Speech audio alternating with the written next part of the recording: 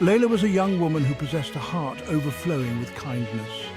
Her laughter, like the chiming of bells, could brighten even the dullest of days.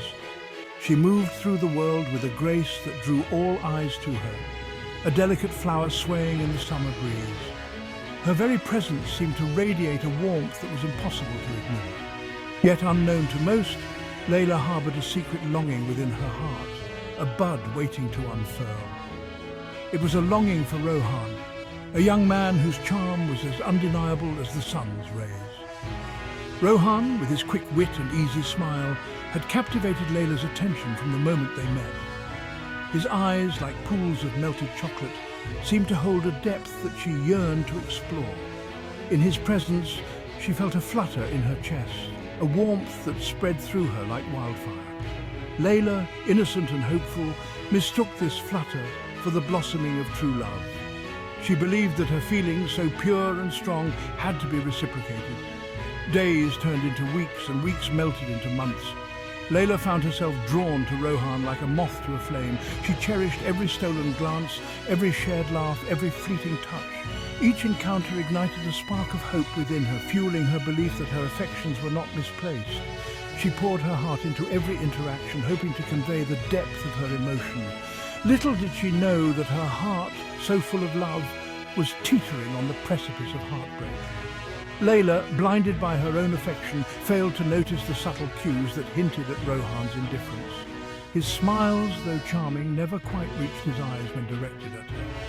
His conversations, while pleasant, lacked the intimacy she craved. Like a gardener tending to a wilting rose, Leila poured more of herself into the relationship, hoping to revive something that had never truly blossomed. Unrequited love, like a persistent weed, began to take root in the garden of Leila's heart. The initial joy she felt in Rohan's presence slowly gave way to a gnawing anxiety. Doubts, like shadows, crept into her mind, whispering insidious suggestions that she desperately tried to ignore. Was she misinterpreting his kindness? Were her feelings merely a figment of her imagination? Fueling her growing unease were Rohan's actions, or rather the lack thereof. He seemed perfectly content to remain in the realm of casual friendship, never reciprocating the depth of emotion Leila so openly displayed. He treated her with courtesy and respect, but the spark, the fire that she craved, remained resolutely absent. His indifference, though perhaps unintentional, was a constant source of pain. Leila, determined to win Rohan's heart, embarked on a campaign of subtle gestures and heartfelt declarations. She showered him with thoughtful gifts, baked him his favorite treats, and penned him letters filled with her deepest emotions. Each gesture was met with polite appreciation, but never the passionate response she yearned for. Rohan remained oblivious, or perhaps deliberately so, to the depth of her affections. With each passing day, Leila's hope dwindled, replaced by a growing sense of inadequacy. She began to question her own worth, wondering why her love wasn't enough to move Rohan's heart. The vibrant, confident young woman began to fade, her light dimming under the weight of her unrequited love. Leila's once bright spirit began to wither under the weight of her unrequited love. The joy that had once been her constant companion became a fleeting visitor, replaced by a pervasive sadness that clung to her like a shroud. The laughter that had once flowed so freely from her lips became a rarity, replaced by heavy sighs and choked-back sobs. The world seemed to lose its vibrancy, the colors dimming to muted shades of grey. Music, once a source of immense joy, now brought only a fresh wave of heartache, each lyric a painful reminder of her unfulfilled desires. The activities that had once brought her happiness, painting, writing, spending time with loved ones, now felt like burdensome chores.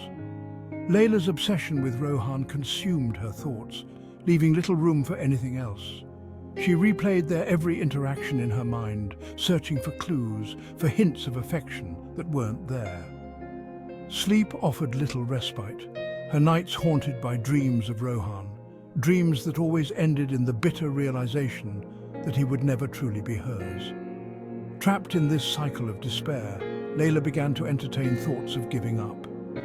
The pain of unrequited love felt like a heavy weight on her chest, suffocating her, stealing her breath. She convinced herself that she was unworthy of love, that her existence was incomplete without Rohan by her side. As Leila teetered on the precipice of despair, a beacon of hope appeared in the form of her dear friend Sarah. Sarah, with her infectious laughter and unwavering optimism, had always been a source of strength and support for Leila. She had watched with growing concern as Leila's light dimmed, her vibrant spirit slowly fading into the background. Sensing Leila's despair, Sarah reached out with a compassionate heart and a listening ear. She created a safe space for Leila to unravel, to pour out the pain and heartache that had been bottled up for far too long. Sarah listened without judgment, offering words of comfort and understanding. Sarah, wise beyond her years, recognized the depth of Leila's pain, but refused to let her friend drown in her sorrow.